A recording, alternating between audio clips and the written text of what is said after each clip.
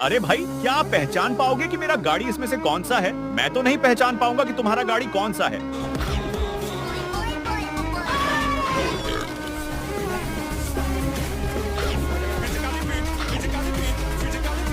मुझे तो लगता है यही गाड़ी चोर ले जा रही है, लेकिन उसे देखने से पहले बेटा, मुझे देखकर इग्नोर मत करना। इस बार जो भी एग्जाम में पास होना चाहता है मैं पास कर दूंगी, मगर मेरा भी एक काम करना होगा।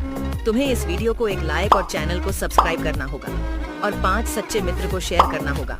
और मेरे बेटे जाते जाते कमेंट में सरस्वती माँ लिख दो। तू सच कह रहा था। इस गाड़ी का तो क्या हाल हुआ है?